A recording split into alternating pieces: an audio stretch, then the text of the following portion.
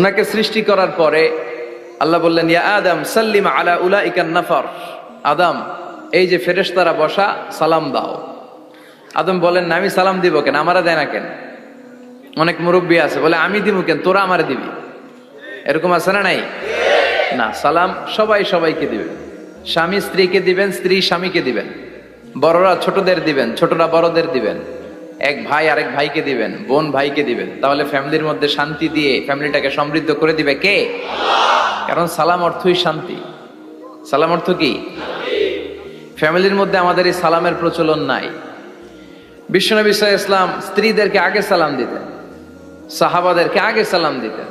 মা আয়েশা বলেন, এত বছর বিশ্বনবী সংসার করলাম, একদিনও আগে সালাম দিতে পারি নাই। সবসময় বিশ্বনবী আমাকে আগে সালাম দিয়ে দিতেন। তো সাইয়েদনা আদমকে সৃষ্টি করার পরে আল্লাহ বললেন, আদম সাল্লিম আলা উলাইকান নাফার। বুখারীর বর্ণনা, ফেরেশতাদের এই দলটাকে তুমি সালাম দাও। সাইয়েদনা আদম আলাইহিস সালাম অহংকার করেন নাই। তিনি বলেন নাই যে কেন দিব, ফেরেশতারে বলেন না আমারে দিতে, এটা বলছে না। উনি সালাম দিলেন, ফলে ওনার অন্তর থেকে অহংকার মুক্ত করে দিল কে? আল্লাহ। বিশ্বনবী বলেছেন, আল বাদিউ বিসসালামি বারিউম মিনাল কিবর। আগে আগে যে সালাম দিয়ে দেয়, আল্লাহ তার অন্তর থেকে অহংকার তুলে নেয়। মান কানা ফি কলবিহি হাববাতু খারদাল মিনাল কিবর লা ইয়াদখুলুল জান্নাতা আবাদা। যার অন্তরে যাররা পরিমাণ অহংকারের ছিটে ফোঁটা থাকে, সে আল্লাহর জান্নাতে ঢুকতে পারবে না। আল্লাহর জান্নাতে ঢুকবে বিনয়ীরা। কারা? যারা বিনয়ী, মুতাওয়াদি, হাম্বল, যাদের মধ্যে হাম্বলনেস আছে, যারা বিনয়ী, তারা জান্নাতে ঢুকবে। তো সাইয়েদনা আদম আলাইহিস সালাম বিনয়ের পরিচয় দিলেন, কিন্তু শয়তানকে আল্লাহ বললেন উসজুদু। শয়তানকে বললেন, শয়তান সেজদা দাও। ফেরেশতাদেরকে যখন অর্ডার করেছে সেজদা দাও, শয়তান বলল, আল্লাহ আমি সেজদা দিব না। অহংকার করলো, সে নিজে নিজে উপরে উঠতে চাইলো। সে বলল, খলাকতানি মিন নার ওয়া খলাকতাহু মিন তিন। আপনি আমাকে বানিয়েছেন আগুন দিয়ে, আগুনের ধর্ম উপরের দিকে ওঠা। আগুন জ্বালিয়ে দিলে লেলিহান শিখা কই যায়? উপরে যায়। ওয়া খলাকতাহু মিন তিন।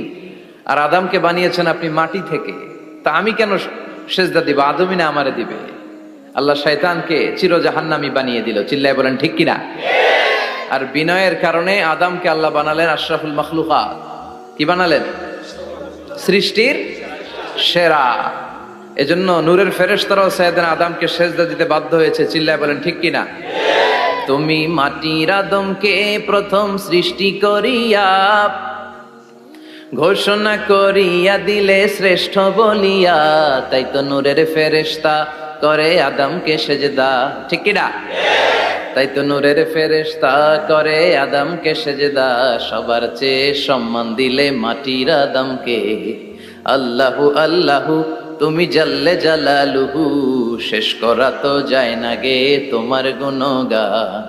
আল্লাহু আল্লাহু, সুবহানাল্লাহ পড়েন। এজন্য আমরা যেন বিনয়ী হই, আমরা যেন নিজেকে ছোট মনে করি। আপনি নিজেকে ছোট মনে করলে আল্লাহ আপনাকে বড় বানায় দিবে। আর যদি নিজেই নিজেকে বলেন আমি বড় আল্লামা, আমি সব জানি, তাহলে আল্লাহ বলবে তোর স্থান হচ্ছে সবচাইতে নিচে। ঠিক কিনা? আবু নাওয়াস একজন কবি ছিলেন। উনি বলেছেন, ওয়াকুল্লি মাইয়াদাই ফিল ইলমি ফালসাফাতান হাবাসতা শাইআন ওয়া গাবাত আনকা আশিয়াউ। কেউ যদি তোমারে বলে যে আমি সব জানি, তুমি দুই আঙ্গুল দেখিয়ে বলো তুমি কিচ্ছু জানো না, তোমার শিখার অনেক বাকি। জাননেওয়ালার উপরও জাননেওয়ালাও আছে। ঠিক কিনা? এজন্য আমরা যেন বিনয়ী হই। বিনয়, হাম্বলনেস, আরবিতে বলে তাওয়াদু, এটা খুবই জরুরি। এগুলো আমাদের মধ্যে এখন নাই। আমাদের মধ্যে ইগো প্রবলেম আছে না নাই? অহংকার, জেলাসি, অ্যারোগ্যান্স, এগুলো থেকে সম্মানিত ভাইয়ের আমাদেরকে বেরিয়ে আসতে হবে। দেখবেন সমাজে যারা খুবই হাম্বল, বিনয়ী, তাদেরকে সবাই পছন্দ করে না? আর অহংকারীদের কেউ পছন্দ করে না। সামনে সালাম দেয়, পিছনে গালি দেয়। কথা বলেন। এজন্য অহংকারী হবেন না, বিনয়ী হবেন। বিশ্বনবী বলছেন, আল্লাহ আপনি আমারে বিনয়ী বানান, আপনি আমারে ধৈর্যশীল বানান, আপনি আমারে শুকর গুজার বানান। আমার চোখে আল্লাহ আপনি আমারে ছোট বানান, মানুষের চোখে আপনি আমারে বড় বানান। এই বাণীটা একটা বিপ্লবী বাণী, লা ইলাহা মুহাম্মাদুর রাসূলুল্লাহ। এটা যারা অন্তরে একবার প্রবেশ করতে পারে, সে সত্য ছাড়া চোখে আর কিছু দেখে না। এই কালেমার পক্ষে শক্তি যারা, তারা সত্য আর ন্যায়ের পক্ষে। চিল্লায় বলেন ঠিক কিনা? এটা পৃথিবীর সবচাইতে শ্রেষ্ঠ জিকির, আফদলু জিকির লা ইলাহা। আবার বিশ্বনবী বললেন, মান ক্বালা লা ইলাহা ইল্লাল্লাহ সিদকান মিন কলবিহি দাখালাল জান্নাহ, অন্তর থেকে একনিষ্ঠতার সাথে একবার যে লা ইলাহা পড়বে ওই লোকটা জান্নাতে প্রবেশ করবে। তার অপকর্মের কারণে, তার পাপের কারণে হয়তো সে পানিশমেন্ট পাবে জাহান্নামে, কিন্তু ফাইনালি সব শেষে সে জান্নাতে ঢুকবে, ঠিক কিনা?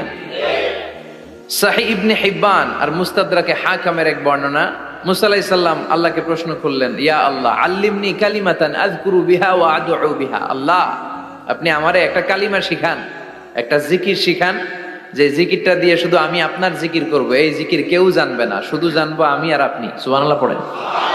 আল্লাহ বললেন, ইয়া মুসা ইকরা লা ইলাহা ইল্লাল্লাহ, মুসা তুমি পড়ো লা ইলাহা। মুসা আলাইহিস সালাম বললেন, আল্লাহ বলছি এমন জিকির যেটা আমি আর আপনি ছাড়া কেউ জানবে না। লা ইলাহা এটা তো জাতীয় জিকির, এটা তো ইন্টারন্যাশনাল জিকির, এটা তো সবাই জানে, আমি তো চেয়েছিলাম এক্সক্লুসিভ একটা। আল্লাহ বললেন, মুসা লা ইলাহা ইল্লাল্লাহর চেয়ে শ্রেষ্ঠ জিকির আমার কাছে নাই। আমি আল্লাহর দেয়া সর্বশ্রেষ্ঠ জিকির হচ্ছে লা ইলাহা লাউ তাদাউ লা ইলাহা ইল্লাল্লাহ ফি কাফফা ওয়াস সামাওয়াতু ওয়াল আরদু ফি কাফফা। ও মুসা, সাত আকাশ সাত জমিন যদি দাঁড়িপাল্লার এক পাল্লায় রেখে দাও আর লা ইলাহা আরেক পাল্লায় রেখে দাও, লা রাজাহাত কাফফাতু লা ইলাহা ইল্লাল্লাহ, মুহূর্তেই লা ইলাহার পাল্লাটা ভারী হয়ে যাবে। এটা একটা বিপ্লবী বাণী, এটা ভিক্ষা করার বাণী নয়। জুমার নামাজের পরে একটা টাকা দিয়া যান, আমি গরিব ইনসান, আছে না নাই?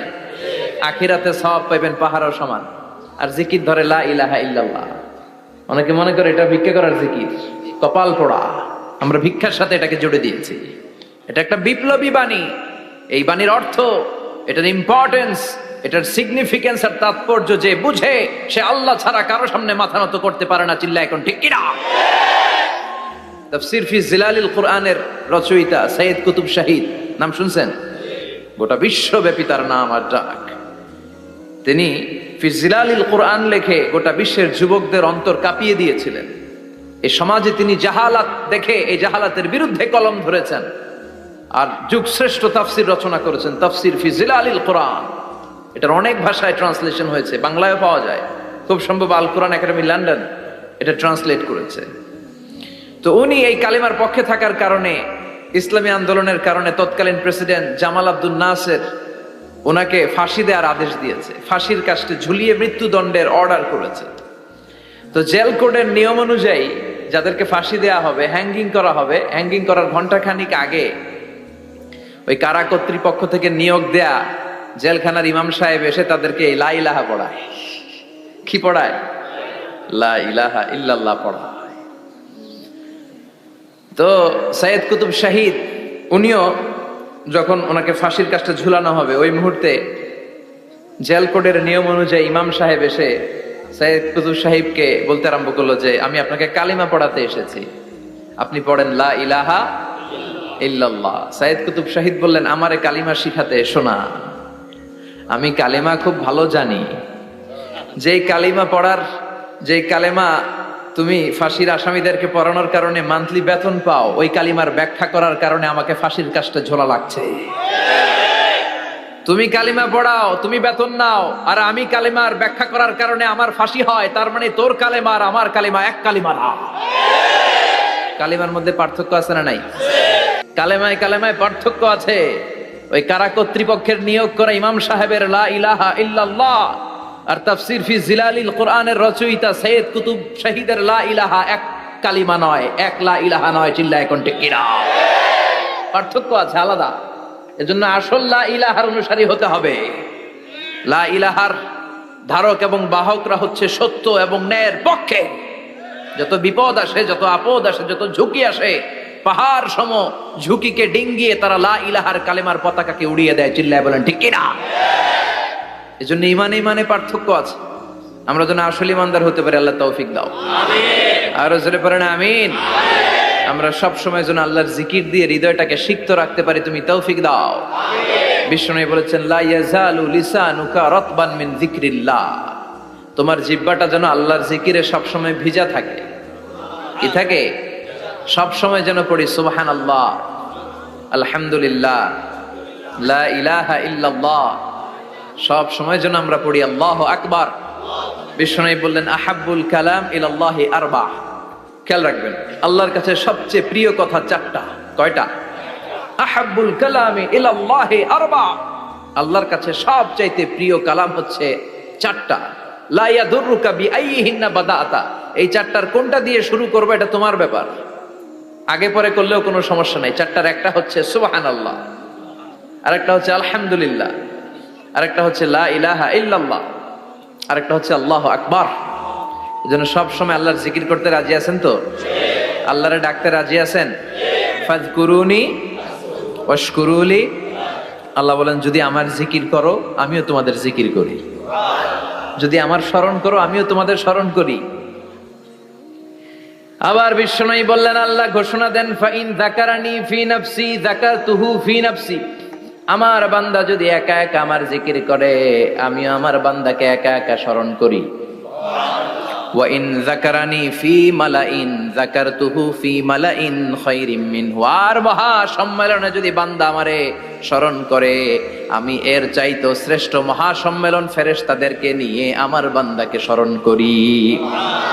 ওয়া ইন তাকাররাবা ইলাইয়া শিবরান তাকাররাবতু ইলাইহি দিরাআন। আমার বান্দা যদি আমার দিকে এক বিঘত আসতে চায় আমি আমার বান্দার দিকে এক হাত এগিয়ে যাই। আমার বান্দা যদি আমার দিকে এক হাত আসতে চায় আমি আমার বান্দার দিকে দুই হাত চলে যাই। ওয়া ইন আতানি ইয়ামশি আতাইতুহু হারওয়ালা। আর আমার বান্দা যদি আমার কাছে হেঁটে হেঁটে আসতে চায় আমি আমার গোলামের দিকে দৌড়ে দৌড়ে যাই। ওই আল্লাহরে ভুলে গিয়ে আমরা মাজারে যে সিজদা দেই, কপাল পোড়া আছে না নাই? দোদেল বান্দা কালমা চোর, না পায় শ্মশান না পায় ঘোর, দিন থাকিতে আয়রে পথে ছাইড়া দে ভণ্ডামি ভণ্ডামি ভণ্ডামি ভণ্ডামি, ছাইড়া দে ভণ্ডামি। ঠিক কি না? এই ভণ্ডামির সাথে আমাদের সম্পর্ক আছে? মাজার পূজার সাথে ইসলামের কোনো সম্পর্ক আছে? নামাজ কালাম পড়ে না ইবলিশ শয়তানের নানা, আছে না নাই? এলাকায় মনে হয় নাই, অনেক জায়গায় আছে দেখবেন লাল সালু দিয়া উঁচু করা। সাইয়েদনা আলীকে মদিনায় বিশ্বনবী পাঠালেন আর বললেন যত উঁচু মাজার দেখো ভেঙে মাটির সাথে গুড়িয়ে দাও। কবরস্থান উঁচু হবে না, কবর হবে সমান। এটাকে সেফটি দেওয়ার জন্য, সিকিউরিটি দেওয়ার জন্য আপনি চারদিকে সিম্পল বেড়া বা দেয়াল দিতে পারেন যাতে গরু ছাগল যে এই কবরের অসম্মান না করে। আমরা আশরাফুল মাখলুকাত, আমরা বেঁচে থাকলেও যেমনি সম্মান আছে আমাদের, মরে গেলেও সম্মান আছে না নাই? আল্লাহ বললেন ওয়ালাকাদ কাররামনা বানি আদম। আমি বনি আদমের সম্মান বাড়িয়ে দিয়েছি। জীবিত অবস্থায় যেমনি সম্মান, মরে গেলেও সম্মান। ঠিক কি না? বিশ্বনবী দেখলেন একটা লাশ যাচ্ছে, লাশ দেখে নবী দাঁড়িয়ে গেলেন। সাহাবারা বললেন ইয়া রাসূলুল্লাহ ইন্নাহু ইয়াহুদি, এটা ইহুদির লাশ। দাঁড়ালেন কেন? বসেন। বিশ্বনবী বললেন আওয়ালাইসাত নাফসান, এটা কি মানুষ না? এটা হোক না ইহুদি, হোক খ্রিস্টান, হোক নাস্তিক, এটা তো মানুষ।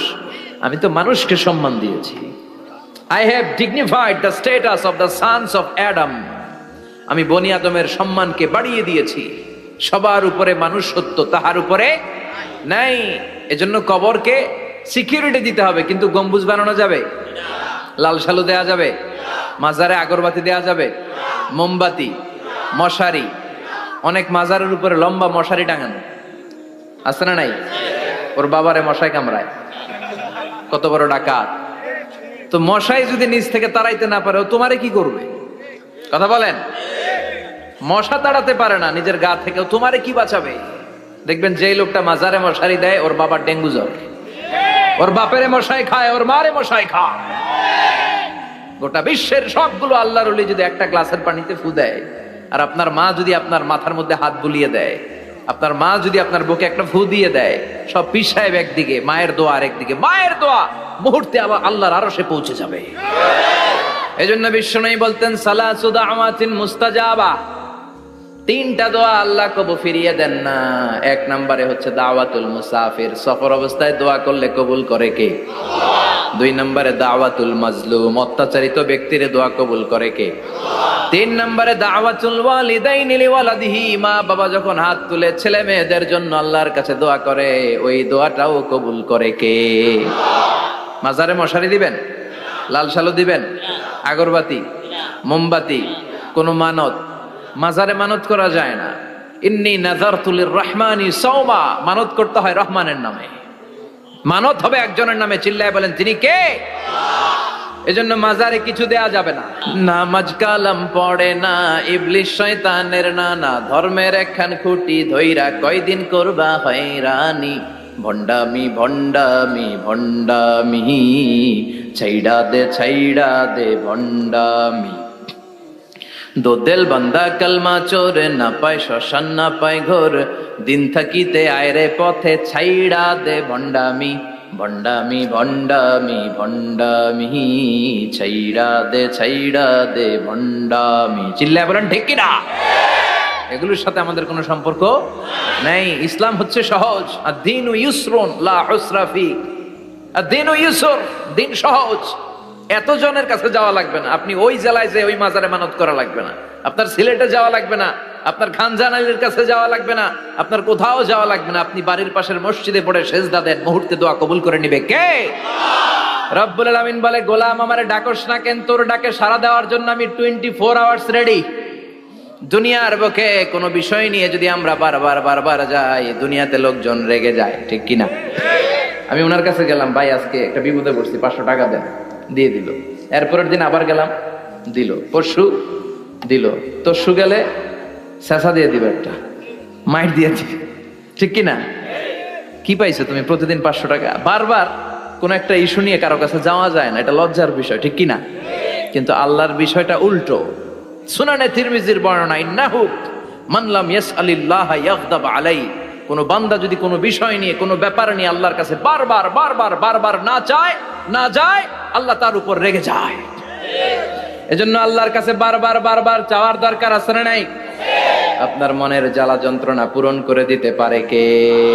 এটার নাম তাওহীদ। এক আল্লাহ কেন্দ্রিক হওয়া। সব সময় বিপদে আপদে কার কাছে যাবেন? আপনার বিপদ দূর করতে পারে কে? আপনারে অসুস্থ থেকে সুস্থ বানায় দিতে পারে কে? মনের জ্বালা যন্ত্রণা মিটাতে পারে কে? আল্লাহ ছাড়া কেউ পারবে? কোন মুফাসসিরে কোরআন আপনারে বাঁচাতে পারবে? কোন আল্লাহর ওলি বাঁচাতে পারবে? এমনকি আল্লাহর কোন পয়গাম্বার, কোন নবী আপনার কিচ্ছু করতে পারে? লিতাকুনু শুহাদা আলান নাস, তোমাদেরকে হতে হবে উম্মাতান ওয়াসাতান, মধ্যমপন্থী উম্মাত, মাঝামাঝি থাকতে হবে। কিন্তু আমরা এদেশে মার্জিনালাইজ করে ফেলি। যারা চরমনায়ের মুরিদ, অন্যদেরকে আর দেখা যাবে না। যারা সরসিনার মুরিদ, এরাই সব, অন্যদিকে যাওয়া যাবে না। যারা জামাত ইসলাম, অন্যদিকে আর যাওয়া যাবে না। যারা হেফাজতে ইসলাম, অন্য কারোর মধ্যে আর হক নাই। যারা আহলে হাদিস, এরা তো সব নিয়েই গেছে, সব হক সুন্নাহ এদের কাছে। কারো মুখের কোনো কথা এদের কাছে কোনো দাম নাই। আপনি যত হকের কথা বলেন, এদের দলেই নাকি ঢুকতে হবে। আমরা যেন মাঝামাঝি হই। আপনি তাবলিগ করতে পারেন, করেন, খুব ভালো। তাবলিগের ভাইদের একটা ভালো গুণ হচ্ছে নিজের খেয়ে নিজের পরে ইসলামের দাওয়াত দেয়, ঠিক কিনা?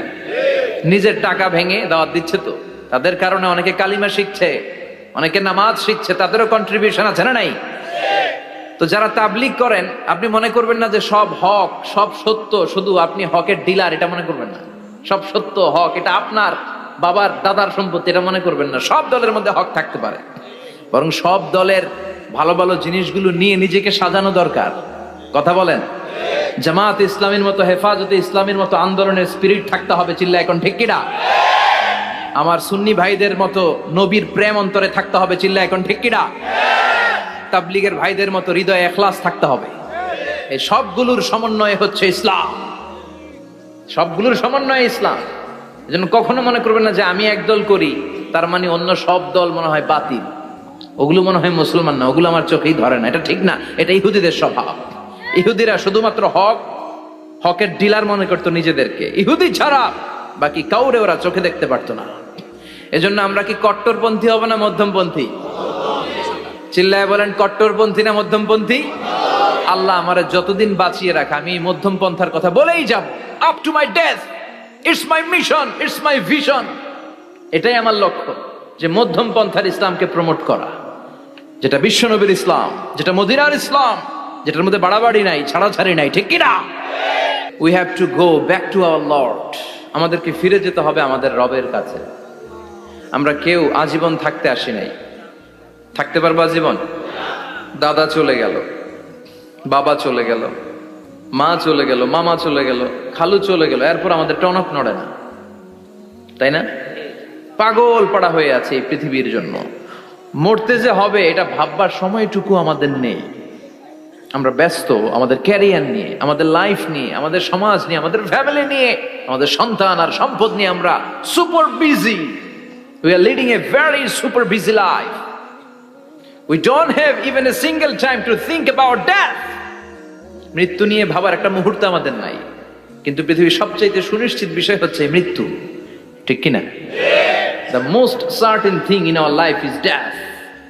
আমাদের জীবনের সবচাইতে সুনিশ্চিত বিষয় হচ্ছে মরণ, মরবই আমরা। And the most uncertain thing in our life is the time of death. আর আমাদের জীবনের সবচেয়ে অনিশ্চিত বিষয় হচ্ছে মৃত্যুর সময়। আমরা জানি না। মরবো যে এটা জানি, জানেন না? কিন্তু কখন মরবো এটা জানি? এই সূরাটা আপনারে এই জিনিসটা জানান দিতে এসেছে যে দুনিয়ার সম্পদ, লোভ, লালসা এগুলো নিয়ে পড়ে থেকো না। এই যে আমাদের ফ্যামিলি, আমাদের বাচ্চা কাচ্চা, আমাদের এত টাকা পয়সার হিসেব, মাস শেষে বাড়ি ভাড়া, গ্যাসের বিল, এইটা সেটা, আপনি কি মনে করছেন যে আপনি চলে গেলে এগুলো থেমে থাকবে? কিছুই থেমে থাকবে না, সব চলবে আগের মতো। থাকবেন না আপনি। এমন দুনিয়া যেটাতে আমি নাই, সব চলে। সকাল গড়িয়ে বিকেল হয়, শীত শেষে গ্রীষ্ম আসে, দিন শেষে রাত নামে, সব চলে, নাই শুধু আমি। চিল্লায় বলেন ঠিক কিনা? তো এজন্য এগুলি একটু ভাবেন। অনেক ব্যস্ত আমরা। এই দুনিয়ার পুরো জীবনটা এটা হচ্ছে লালসাময় একটা জীবন। লোভ, মরিচিকা, মায়াজাল, এই মায়াজালে আমরা আটকে আছি। ফলে মৃত্যুর কথা আমরা ভুলে গিয়েছি। পাগলের মতো ছুটছি, আরো টাকা লাগবে, আরো খ্যাতি লাগবে, আরো যশ লাগবে, আরো দাপট লাগবে আমার। এত টাকা দিয়ে কি হবে? এত সম্পদ দিয়ে কি হবে? এত ব্যস্ততা দিয়ে কি হবে তোমার? স্টপ, থামুন, অনেক হয়েছে, আন্না, থামুন। Take a rest, take a breath and think about death. Think that you have to go back to your Lord. একটু বসেন না, একটু ভাবেন যে আমাকে চলে যেতে হবে, চলে যেতে হবে। এই কোলাহল, এই ব্যস্ততা এগুলো থাকবে, থাকবো না আমি। সাইয়েদনা ওমর ফারুক বলেছেন, মুতু ক্বাবলা আন তামুতু, মরার আগে একবার মরো। হাসিবু ক্বাবলা আন তুহাসাবু আলাইকুম, তোমার হিসাব নেওয়ার আগে তুমি একবার নিজের হিসাবটা করো না। কাগজ বের করে একটু লিখো না কি কি ভালো কাজ করছিলা, যেগুলো দিয়ে নাজাতের ওয়াসিলা হতে পারে, 1 2 3, আর কি কি আকাম কুকাম করছো দেখো না, লিখে দেখো তোমার অবস্থাটা কি। মরার আগে একবার মরো। মরার আগে খাটের মধ্যে শুয়ে শটান করে চোখ বন্ধ করে একবার মরার ভান করে দেখেন কেমন লাগে। চোখটা বন্ধ করেন আর ভাবেন আপনি নাই, কি কি হতে পারে ভাবেন। আপনার ছেলে মেয়েরা কান্না জুড়ে দিবে, আপনার প্রাণের স্ত্রী বিলাপ শুরু করে দিবে, বন্ধু বান্ধবের চিৎকার আর মাতম, স্থানীয় এলাকার মসজিদে ঘোষণা, অমুক এলাকার নিবাসী অমুক ভাই অমুকের ছেলে অমুক দুনিয়ায় নাই। সব আত্মীয়রা চলে আসবে, ফেসবুকে স্ট্যাটাস দেয়া হবে, সবাই সবাইকে জানাবে বিকাল 4টায় অমুক হাই স্কুল ময়দানে আপনার জানাজা। ছুটে আসবে, সবাই ছুটে আসবে আপনাকে শেষ বিদায় দিতে, গুড বাই জানানোর জন্য, আল ওয়াদা, বিদায় জানাতে আসবে সবাই। 4 তাকবীর দিয়ে আপনার জানাজা হবে, অশ্রুসিক্ত জানাজায় আপনার বিদায় হবে। কাঠের খাটিয়ার মধ্যে করে কাঁধে তুলে আপনারে কবরে নেওয়া হবে। আগে থেকে খুঁড়ে রাখা কবরটার মধ্যে আপনারে বিছিয়ে দেয়া হবে। বাঁশের কচি দিয়ে তার উপরে মাটির চাপা দিয়ে সব চলে যাবে। ভাবেন না একবার চোখ বন্ধ করে, this is the circle of life, this is the nature of life. এটা সবার হবে, আমার হবে, আপনার হবে। এত মায়া, এত ভালোবাসা কই যাবে? কেউ থাকবে না, সবাই আপনার অন্ধকার কবরে রেখে দিয়ে চলে আসবে। উপরে বাঁশের কঞ্চি, তার উপরে মাটির চাপা, অন্ধকার আর অন্ধকার। এই অন্ধকার যেন শেষ হতে চায় না, শুধুই অন্ধকার, ঠিক কিনা? এজন্য আমাদের চলে যেতে হবে। দাদা গেল, চাচা গেল, মামা গেল, আমাদেরকেও যেতে হবে, জোরে কোন ঠিক কিনা? একদিন মাটির ভেতরে হবে ঘরে মন আমার, কেন বন্ধ দালান ঘর, প্রাণ পাখি উড়ে যাবে পিঞ্জর ছেড়ে।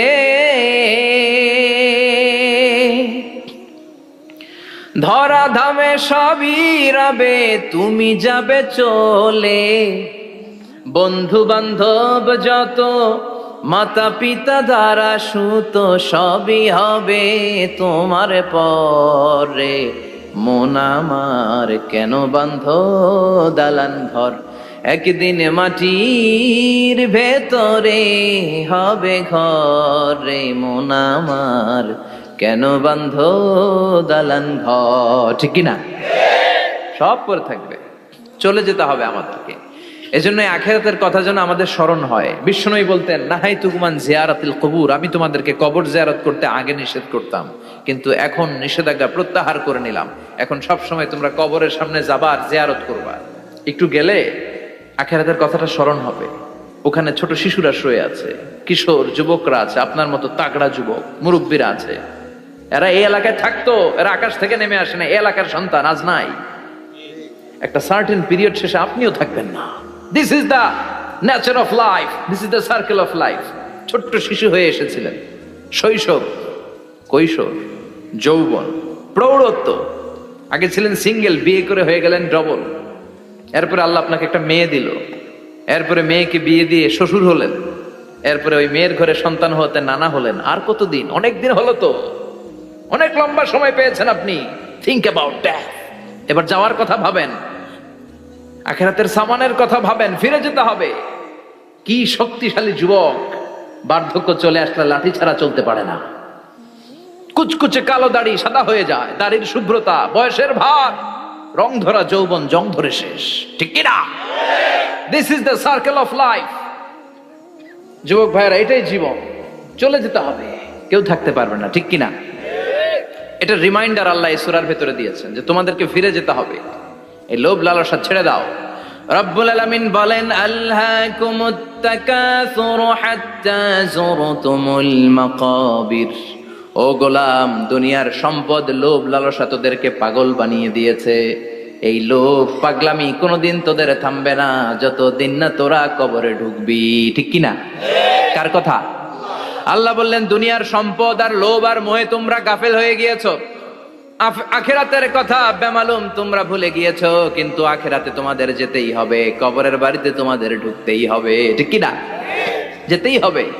আমরা ভুলে যাই। আলহাকুমুত তাকাসুর, অতিরিক্ত পাওয়ার লোভ, বেশি বেশি খাওয়ার লোভ, বেশি বেশি জমানোর লোভ মানুষকে গাফেল বানিয়ে দিয়েছে। এটা মানুষের স্বভাব। আরো চাই, আরো চাই, এই স্বভাবটা আছে না নাই? দেখবেন ছোট বাচ্চারা মসজিদের দোয়া অনুষ্ঠান শেষে জিলাপি দেয় না? বড়ুয়া কৃষ্ণপুর কি দেয়? আগে বাতাসা দিত না, এখন কি দেয়? জিলাপি দেয়, মিষ্টি দেয়। তো মসজিদের 2-3 গেট থেকে যদি দেয়, ছোট বাচ্চারা দেখবেন এদিক দিয়ে কয়েকটা নেয়, নিয়ে আবার ওই গেটে লাইন ধরে। ওর হাত হলো ছোট হাত, ওর হাত ভর্তি জিলাপি, আর নেওয়ার জায়গা নেই, এরপর আরেক জায়গায় লাইন ধরছে। আরো লাগবে, আরো লাগবে, এই আরো আরো আরো চাই। এই স্বভাবটাই মানুষকে কুড়ে কুড়ে শেষ করে দিয়েছে। এত লাগবে কেন তোমার? চাহিদার কোনো শেষ নাই। Unlimited demand of human being. যার আছে বেশি তার চাই বেশি। যার সাইকেল আছে তার হুন্ডা চাই, হুন্ডা আছে তো প্রাইভেট কার চাই, প্রাইভেট কার আছে তো প্লেন চাই, প্লেন আছে তো হেলিকপ্টার চাই, হেলিকপ্টার আছে তো ওইটা চাই, ওইটা আছে তো সেটা চাই। ঠিক কিনা? এলাকার মেম্বার যে হয়েছে চেয়ারম্যান হতে চায়, আছে না নাই? চেয়ারম্যান সাহেব এমপি হতে চায়, আছে না নাই? এমপি সাহেব মন্ত্রী হতে চায়, আছে না নাই? মন্ত্রী সাহেব প্রধানমন্ত্রী হতে চায়, আছে না নাই? কিন্তু এই দেশে সুযোগ নাই। কথা কন। এই দেশে প্রধানমন্ত্রী সিলেক্টেড। 2-3 জনের বাইরে কেউ প্রধানমন্ত্রী হইতে পারবি না। ঠিক কিনা? আমার এই জীবনে তো আমি 2-3 জনই দেখলাম। তো মানুষের চাহিদার কোনো শেষ নাই। যার আছে বেশি তার চাই বেশি। এজন্য বিষ্ণু বলেছেন, উনজুরু ইলা মান হুয়া আসফালা মিন, তোমার চেয়ে যে খারাপ আছে ওর দিকে তাকাও। ওয়ালা তানজুর মান হুয়া আ'লা মিন, তোমার চেয়ে যে ভালো আছে ওর দিকে তাকায়ও না, তোমার চেয়ে যে খারাপ অবস্থানে আছে ওর দিকে তাকাও। অনেকে নিজের অবস্থান নিয়ে সুখী না, এরকম আছে না নাই? আল্লাহ আমার এটা দিল না রে, ওইটা দিল না রে, পাইলাম না রে, কিচ্ছু হয় না, কি করব জীবনে, হতাশ। আসলে আছে কিন্তু অনেক, কিন্তু শুকরিয়া নাই, ডাকাত। ঠিক কিনা? নিজের অবস্থান নিয়ে সুখী না, কিন্তু অনেক লোক আছে তারা আপনার অবস্থানে পৌঁছতে চায়। তাদের দিকে তাকিয়ে দেখেন, আপনি যে অবস্থানে আছেন এই অবস্থানে পৌঁছাটা অনেকের কাছে স্বপ্ন। তারা প্রতিনিয়ত সংগ্রাম আর স্ট্রাগল করে যাচ্ছে আপনার অবস্থানে পৌঁছতে, আর আপনি এটা নিয়ে সন্তুষ্ট না। শেখ সাদির নাম শুনেছেন?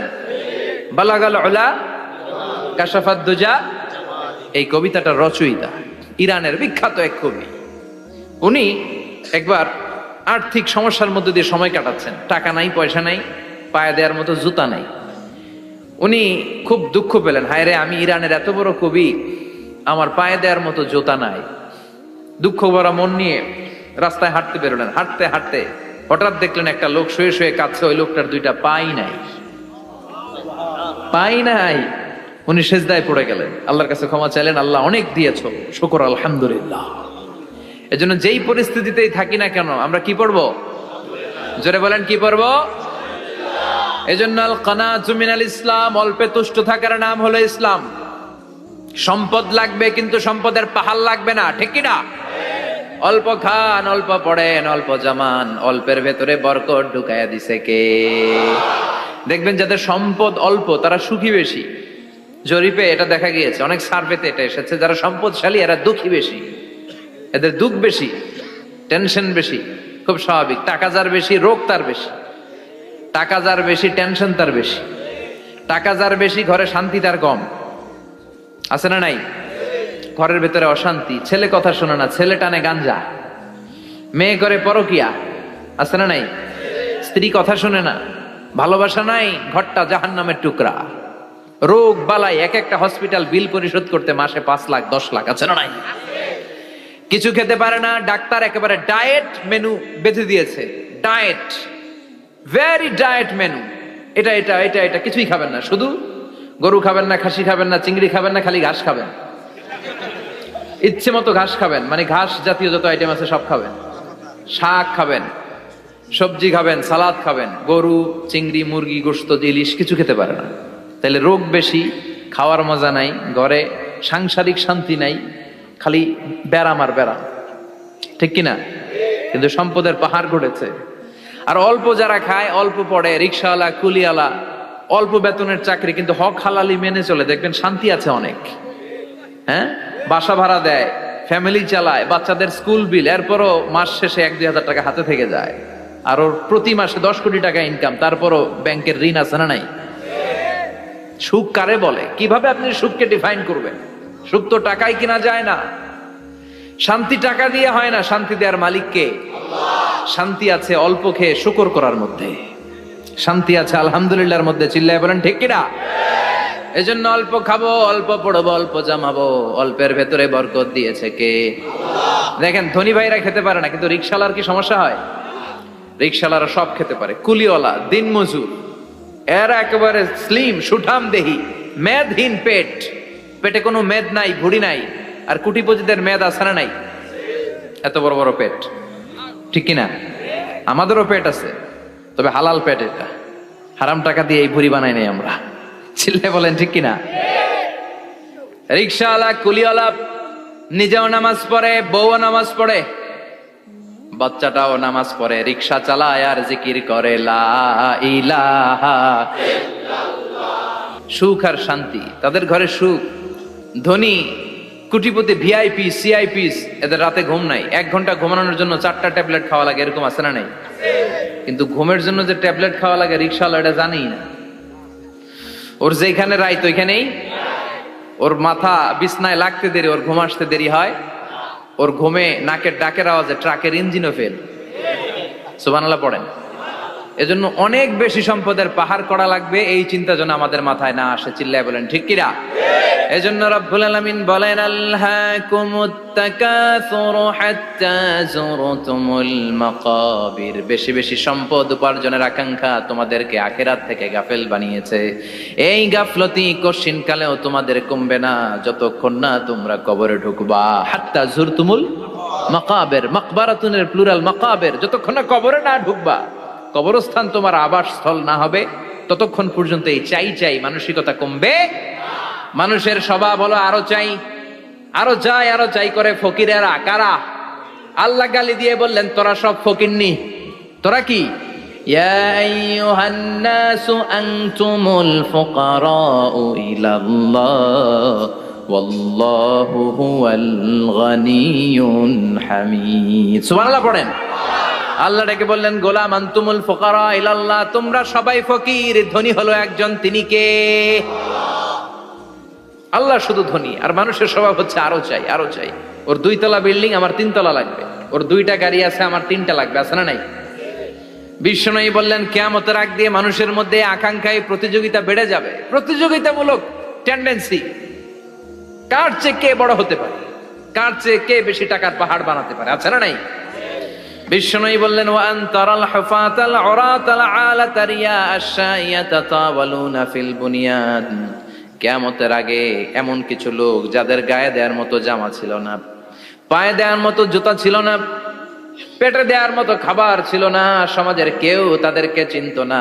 হঠাৎ করে এই লোকগুলো ধনী হয়ে যাবে। And they will start to construct, they will compete to construct high rises building in the cities. শহরে গ্রামে এরা বড় বড় বিল্ডিং বানানো শুরু করবে। সরকার কাছাকাছি চলে আসছে। এই যে বিল্ডিং বানানোর প্রতিযোগিতা, কুমিল্লা শহরে আজ থেকে 20-25 বছর আগে 5 তলা 6 তলা একটা বিল্ডিং ছিল না, এখন 10 তলা 20 তলা। আছে না নাই? ঢাকায় আজ থেকে 20 বছর আগে 10 তলা বিল্ডিং খুঁজে পাইতেন আপনি? নাই। গোটা বিশ্বব্যাপী এখন টাওয়ার বানানোর প্রতিযোগিতা। বিশ্বনবী বললেন, এদের কোনো টাকা ছিল না। পৃথিবীর সবচেয়ে বড় টাওয়ার এখন আরব দেশে, এদের কোনো টাকা ছিল না।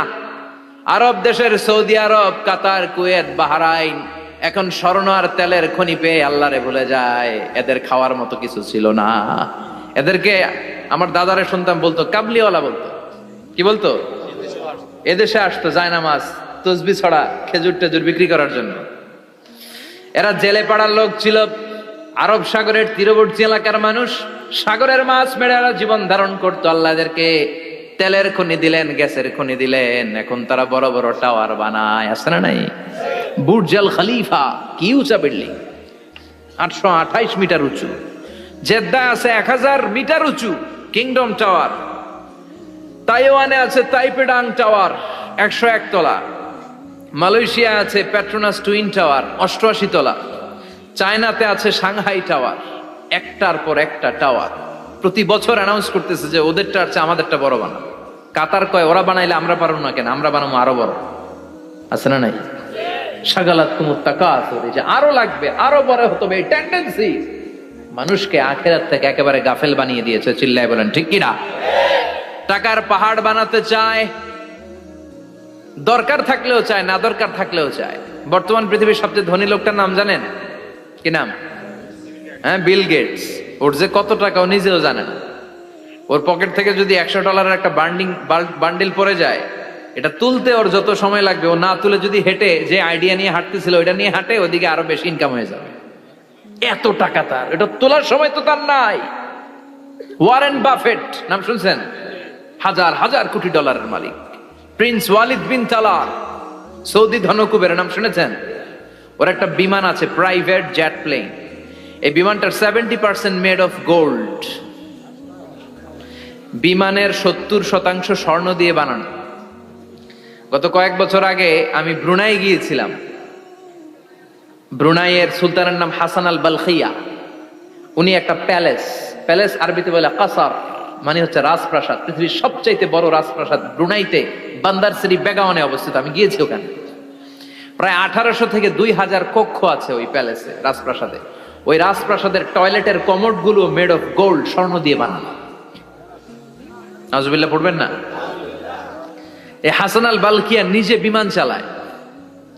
ওর সংগ্রহে 500টা রোলস রয়েস লাক্সারিয়াস কার আছে। 500 রোলস রয়েস। গুগল, ইউটিউব যারা করেন সার্চ দিলে দেখবেন ওর কি পরিমাণে গাড়ি। রোলস রয়েস গাড়ি হচ্ছে one of the luxurious car in the world. Car ব্র্যান্ডের মধ্যে যত দামি কার ব্র্যান্ড আছে, এর মধ্যে রোলস রয়েস একটা, যেগুলোর দাম কমসে কম এদেশের টাকায় 8 কোটি থেকে 10 কোটি টাকা। আচ্ছা বলেন, এই গাড়িগুলো যারা হাই প্রোফাইলের ভিআইপিস, তারা ফ্যামিলির সবাইকেও যদি একটা করে গাড়ি দেয়, একজনের কয়টা গাড়ি দরকার? 5টা, 10টা, 20টা। ধরলাম যে 20টা গাড়ি লাগবে ওনার। 500 গাড়ি দিয়ে উনি কি করবে? তার সংগ্রহে 500টা রোলস রয়েস। স্বর্ণেরও গাড়ি আছে, তার স্বর্ণের পালঙ্ক আছে, আমি দেখে এসেছি। পোরশে, ফারারে, লাম্বরগিনি, এই টাইপের যে ব্র্যান্ডগুলো আছে, অভাব নাই। তার মানে আছে, যার বেশি চায় তত বেশি। চিৎকার করে বলেন ঠিক কিনা? এজন্য আল্লাহ বললেন আল্লাকুমুত তাকাসুরু হাত্তা যুরতুমুল মাকাবির। দুনিয়ার লোভ তোমাদেরকে আখিরাত থেকে গাফেল বানিয়ে দিয়েছে। দুনিয়ার লোভ লালসার মধ্যে পড়ে আখিরাতকে বেমালুম তোমরা ভুলে গিয়েছো। এই গাফলতি কোনোদিন কমবে না যতদিন না তোমরা কবরে ঢুকো, ঠিক কি না? সম্পদ উপার্জনে ইসলাম বাধা দেয় না, কিন্তু সম্পদ হৃদয়ে স্থান দেয়া যাবে না। সম্পদ উপার্জন করতে হবে, খরচ করে ফেলতে হবে। বেশি সম্পদশালী হতে হলে আল্লাহর সন্তুষ্টির জন্য জাকাত দিতে হবে। কে দিতে হবে? দে জাকাত, দে জাকাত, তোর দিল খুলবে পরে, আগে খোলো খাত। দে জাকাত, দে জাকাত, তোরা দে রে জাকাত, ঠিক কিনা? দিল পরে খুলবে, আগে হাত খোলেন। হাত খুললে দেখবেন দিলটারে খুলে দিয়েছে কে? সাইয়েদনা মুসা আলাইহিস সালামের জামানায় ওনার চাচাতো ভাই ছিল মিশরের সবচাইতে বড় ধনী, যাকাত দেয় নাই। তার কি করুণ পরিণতি হয়েছে কোরআনে আছে না নাই? এত সম্পদ ছিল, তার সম্পদগুলো সে সিন্ধুকে আটকে রাখতো। আর এই সিন্ধুকের চাবিগুলো আলগানোর জন্য, কাঁধে নেওয়ার জন্য 10 জন লোক লাগতো। সিন্ধুক কাঁধে নেওয়ার জন্য, সিন্ধুকের চাবির গোছা কাঁধে নেওয়ার জন্য কয়জন? তাহলে কি পরিমাণ সম্পদ ছিল? সাইয়েদনা মুসা বললেন, সম্পদের মালিক তুই হস নাই, আল্লাহ বানাইছে। কারণ বলে ইন্নামা উতিতুহু আলা ইলমিন ইনদি, আল্লাহ আমারে সম্পদ দেয় নাই, আমি আমার মেধা খাটিয়ে সম্পদ বানিয়েছি। যাকাত আমি দিব না। মুসা বললেন তাহলে আযাবে পড়বি, কারণ কয় পারলে আযাবান, পারলে আযাবান। আল্লাহ বললেন ফাখাসাফনা বিহি ওয়া বিদারহিল আরদ, ও মুসা নিরাপদ দূরত্বে চলে যাও, এখনই ভয়ঙ্কর ভূমিকম্প হবে, আযাব দেব। কারণ সহ কারণের সব সম্পদ আমি জমিনের ভেতরে ঢুকায়া দেব। আমি নিজে কারণের বাড়ি দেখে এসেছি। মিশরের রাজধানী কায়রো থেকে প্রায় 150 কিলো দূর একটা জেলা আছে, ফায়ুম জেলা। ওইখানে কারুনকে আল্লাহ তার সব সম্পত্তি সব মাটিতে দাবিয়ে দিয়েছেন। দাবাতে দাবাতে হাঁটু পর্যন্ত যখন কারুন জামিনে দেবে যায়, ভাবছে উঠে যাবে। কোমর পর্যন্ত যখন মাটির মধ্যে দেবে যায়, ভাবছে উঠতে পারবে। গলা পর্যন্ত যখন দেবে যায়, হাত তুইলা কয় আমি ঈমান আনলাম। ও মুসা, সব সম্পদ তোর আর তোর আল্লাহর লইয়া যা, খালি আমারে বাঁচা, আমারে।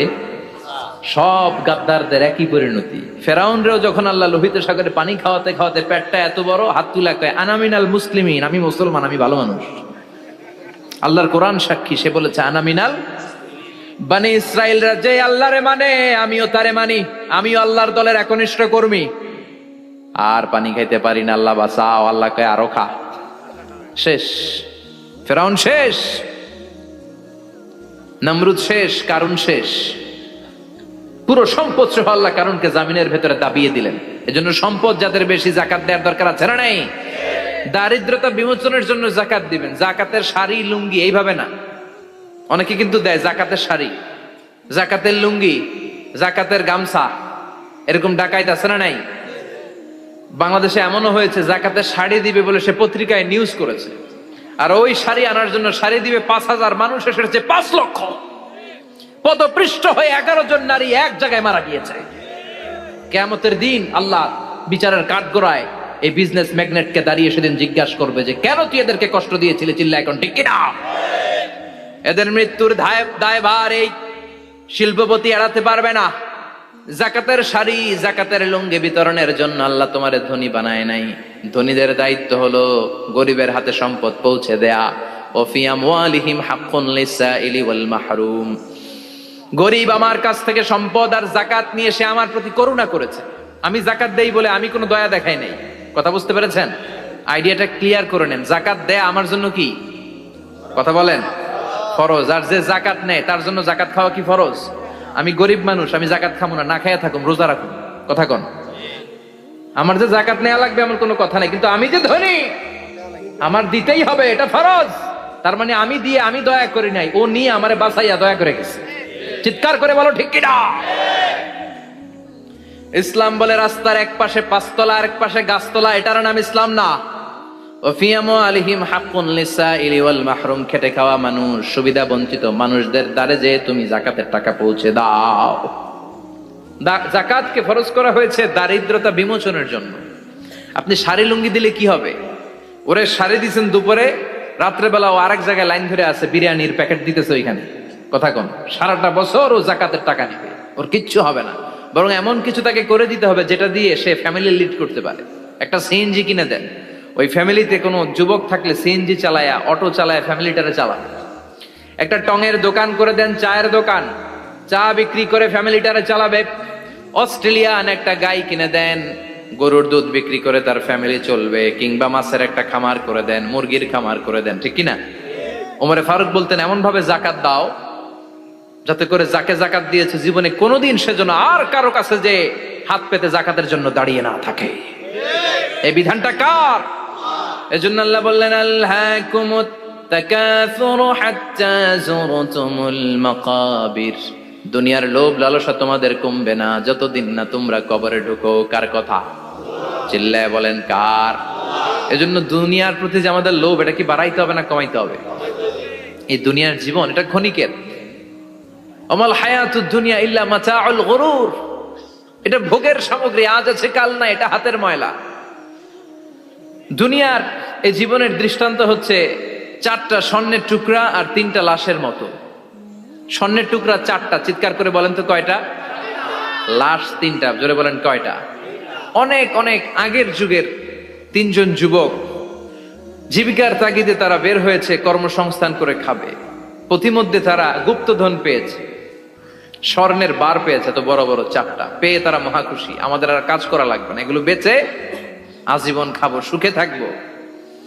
তো 3জন মিলে বললো 4টা স্বর্ণের টুকরা 3জনের মধ্যে ভাগ করে দেওয়ার আগে একজন এক কাজ কর, বাজার থেকে কিছু রুটি নিয়ে আয়, খুব ক্ষুধা লেগেছে, খেয়ে নেই। একজনরে রুটি আনতে পাঠিয়ে 2জন মিলে ভাবে ওইটারে যদি মেরে ফেলতে পারি তাহলে তো তোর আর আমার মধ্যে কোনো ঝামেলা নাই। স্বর্ণের টুকরা কয়টা? তুই নিবি 2টা, আমি নেব 2টা। আর যেটারে রুটি আনতে পাঠাইছে ওইটা মনে মনে ভাবতেছে রুটির মধ্যে বিষ মিশাই নিয়ে যাব। কি মিশাবো? বিষ খাইয়া ওইটা শেষ, সবগুলো আমার। তো বিষ মিশায় নিয়ে আসছে, আর আগের পরিকল্পনা অনুযায়ী এই 2জন মিলে তাকে নৃশংসভাবে হত্যা করেছে। হত্যার পরে কয় প্রচন্ড ক্ষুধা লাগছে, লো আগে খায়া লই। 2জন মিলে বাজার থেকে আনা বিষ মাখানো রুটি খেয়ে ওই 2টাও শেষ। স্বর্ণের জায়গায় স্বর্ণ পড়ে আছে, স্বর্ণগুলো নেয়ার মতো মানুষ আর নাই, ঠিক কিনা? এজন্য মানুষের এই চাহিদা কমবে না। বিষ্ণু বলেন লাউ আন্না লিকুল্লি ইবনে আদম ওয়াদিয়ান মিন যাহাব আহাব্বা আই ইয়াকুনা ইলাইহি ওয়াদিয়ান। আল্লাহ প্রত্যেককে, আমাদের প্রত্যেককে যদি একটা করে স্বর্ণের পাহাড়ের মালিক বানিয়ে দেয়। কয়টা করে পাহাড় দেখছেন কোনোদিন? কই দেখছেন? চিটাং গেছিলেন? এই চট্টগ্রামে গেলে দেখা যায় কি পাহাড়।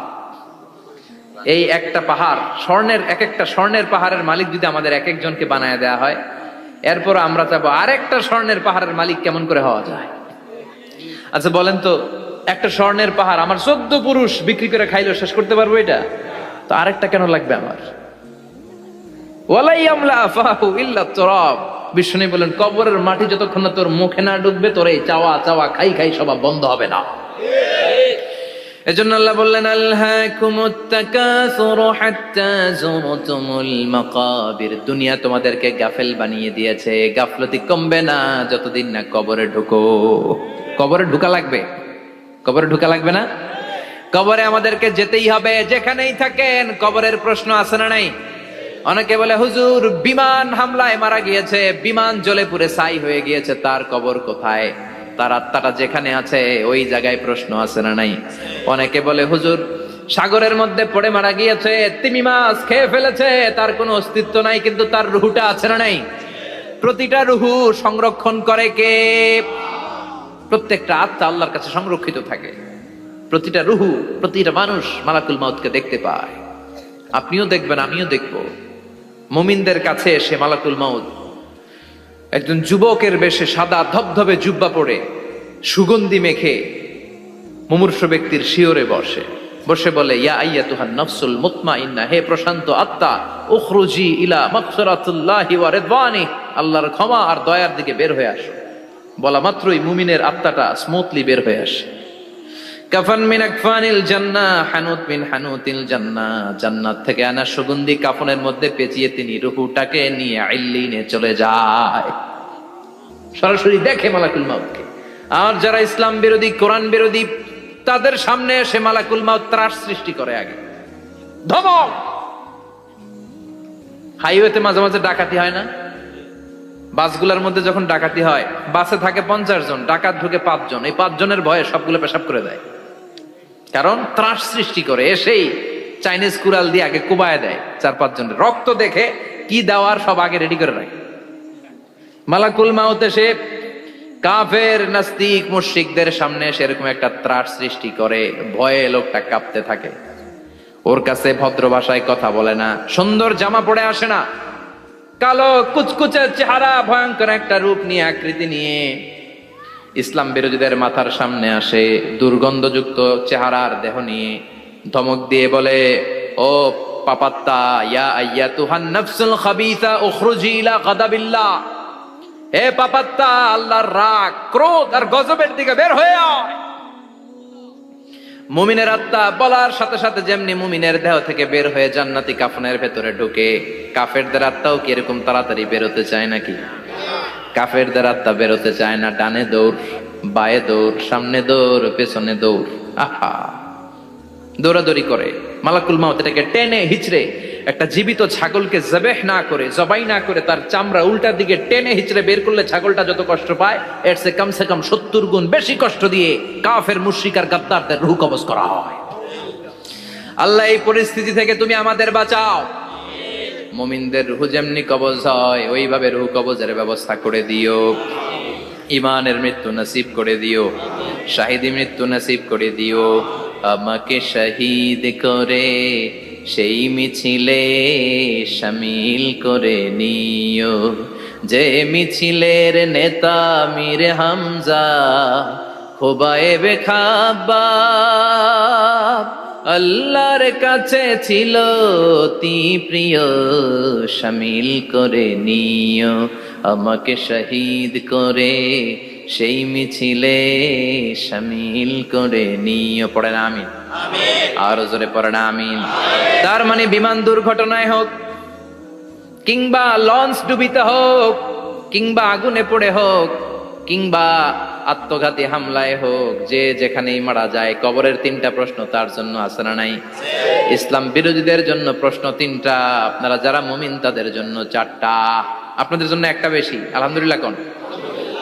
কবরে এসে প্রথম প্রশ্ন করবে, মুনকার নাকির যখন চলে আসবে, 40 কদম যখন আত্মীয় স্বজনরা লাশটাকে কবরের মধ্যে দিয়ে 40 কদম চলে যায়, তখনই ফেরেশতা চলে আসে। আহা, শেষ, সব শেষ। এসেই পরীক্ষা শুরু। মার রব্বুক, তোর রবের নাম কি? চিল্লায় বলেন, আমাদের রবের নাম কি? আমরা বলবো রব্বি আল্লাহ, আল্লাহ আমারে রব। দমে দমে তনু মনে তারি অনুভব। পড়েন, আল্লাহ আমারে রব। তোমার দুনিয়াতে আমি যেদিকে তাকাই, অথই নিয়ামতে ডুবে আছি সবাই। পাখ পাখালির গানে শুনি তসবিহ কল রব, তসবিহ কল রব, আল্লাহ আমারে রব। প্রথম প্রশ্ন, তোমার রব কে? আমরা বলবো আমাদের রব আল্লাহ। দ্বিতীয় প্রশ্ন, ওমা দীনু, তোমার ধর্মের নাম কি? আমরা কি বলবো? তৃতীয় প্রশ্ন, বিশ্বনবীর চেহারা দেখিয়ে বলা হবে, আতারিফু হাদার রাজুল, এই লোকটারে চিনো নাকি? আমরা বলবো চিনি, আমাদের প্রাণের নবী, ঠিক কি না? চাঁদের চেয়ে সুন্দর তুমি নবী, আমার কামলিওয়ালা, দু জাহানের বাদশাহ তুমি, প্যারা নবী সাল্লে আলা। চাঁদের চেয়ে সুন্দর তুমি নবী, আমার কামলিওয়ালা, ঠিক কি না? 3টা প্রশ্নের যথাযথ উত্তর যখন দিয়ে দিলেন, আপনার জন্য অতিরিক্ত আরেকটা প্রশ্ন করা হবে, ওয়ামা ইলমুক, তোমার নলেজ কি? 3টা প্রশ্নের উত্তর যে তুমি করতে পারলা, কিভাবে পারলা, কেমনে জানলা? নকল করে বলছো নাকি জেনে বুঝে আসছো? নকল হয় না? এখন তো পরীক্ষা চলতেছে বোধহয়। কি পরীক্ষা? এসএসসি পরীক্ষা। নকল হয়? কৃষ্ণপুরে নকল নাই না? এখন মনে হয় এগুলো একটু কমছে। একটা সময় ছিল অনেক নকল হইতো। পাঞ্জাবের ভিতরে নকল, পকেটে নকল, টুপির ভিতরে নকল, মৌজার ভিতরেও নকল। এমনকি মেয়েরাও নকল করে পরীক্ষার হলে, আছে না নাই? স্কেলের মধ্যে লিখে নিয়ে যায়, হাতের মধ্যে লিখে নিয়ে যায়, ওড়নায় লিখে নিয়ে যায়, কাপড়ে লিখে নিয়ে যায়, আছে না নাই? ফেরেশতারা বলবে, নকল করছো নাকি? কেমনে জানলা? তিনটা প্রশ্নের উত্তর তুমি কেমনে বললা? আল্লাহ তোমার রব, ইসলাম তোমার ধর্ম, এই লোকটা বিশ্বনবী কেমনে চিনলা? আপনাকে তখন বলতে হবে আমি কোরআন থেকে শিখেছি, আমি হাদিস থেকে শিখেছি, আমি ইসলাম জেনে বুঝে মেনেছি, আমি আন্দাজে কোথাও ঘুরি নাই। চিল্লা এখন ঠিক কিরা?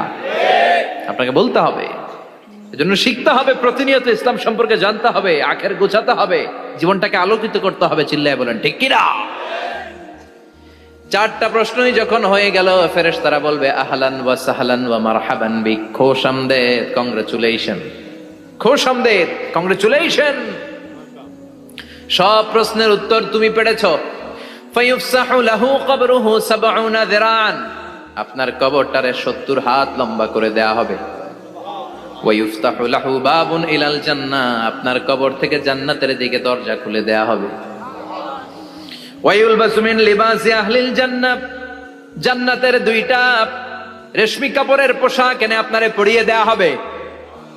আর বলা হবে নাম কানাউমিল আরুস, ঘুমাও, sleep, you should get some sleep now, তোমাকে লম্বা সময় পাড়ে দিতে হবে, ঘুমাও। কানাউমিল আরুস, যেমনি বর বাসর রাতে আরামসে ঘুম দেয়, বাসর রাতে যেমনি বর কনেকে নিয়ে মধুর ঘুম দেয়, তুমিও ঘুমাও, কেউ তোমার ঘুম ভাঙবে না। মালাক ইসরাফিলের, কিয়ামতের জন্য ইসরাফিলের সিংহায় যে ফুৎকার আছে, ওই ফুৎকার ছাড়া কোনো কিছুই তোমার ঘুম ভাঙাতে পারবে না। আলহামদুলিল্লাহ পড়েন। আল্লাহ আমরাও যেন চারটা প্রশ্নের উত্তর দিয়ে লম্বা একটা ঘুম দিতে পারি, পড়ে না আমিন।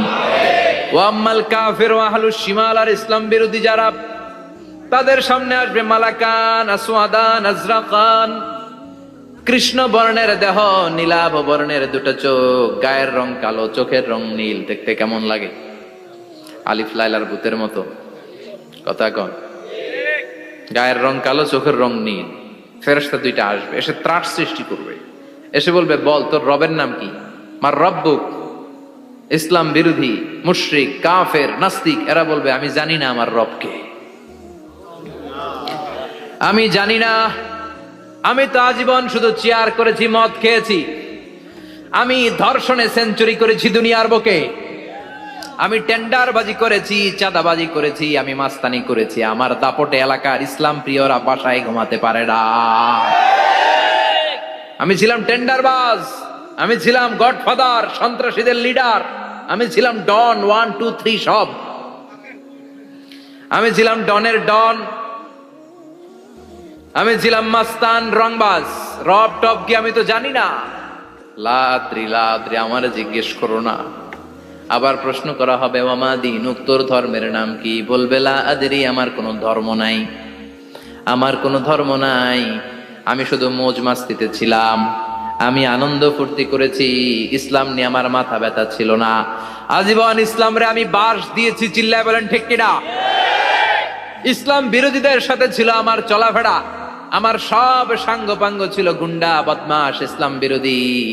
রব কি, ইসলাম কি, এগুলো আমি জানি না। আমার এগুলো জিজ্ঞেস করো কেন? ধর্ম কি আমি জানি না, আমি কিচ্ছু মনে করতে পারছি না।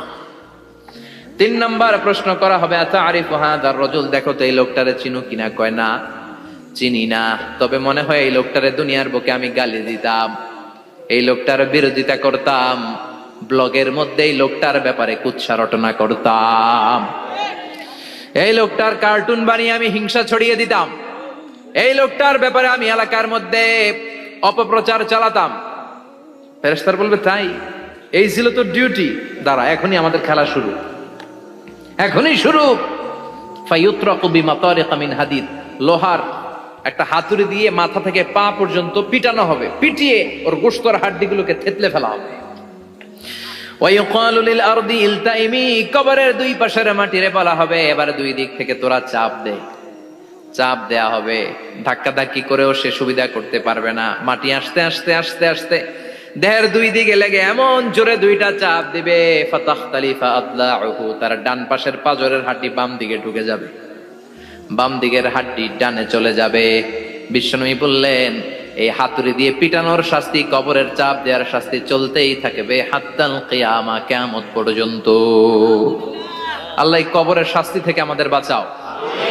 আমরা এই আযাব পেতে চাই না, আমরা যেন ঠিকভাবে কবরের 4টা প্রশ্নের উত্তর করে দিয়ে লম্বা ঘুম দিতে পারি। আল্লাহ তুমি তৌফিক দাও। এজন্য আল্লাহ বললেন, গোলাম দুনিয়া নিয়ে পাগল হয়ে থেকো না। এই দুনিয়ার জীবন আসল জীবন নয়, আসল জীবন হলো কবরের জীবন। জোরে বলেন ঠিক কিনা? এই জন্য মাঝে মাঝে কবরে যাবেন, কবরস্থানে দাঁড়িয়ে চিন্তা করবেন, এই জায়গায় আমারও আসতে হবে। দিন যাবে, রাত আসবে, বৃষ্টি হবে, শীত আসবে, কেউ আমার দেখতে আসবে না। একা থাকতে হবে, একা, বড় একা, অন্ধকার, বড়ই অন্ধকার। ওই কবরের জীবনের সামান গোছানোর দরকার আছে না নাই? ওই কবরের সুখে শান্তিতে থাকতে চাইলে নামাজ পড়ার দরকার আছে না নাই? কোরআন পড়ার দরকার আছে না নাই? ছেলে মেয়েগুলোরে মানুষের মতো মানুষ করার দরকার আছে না নাই?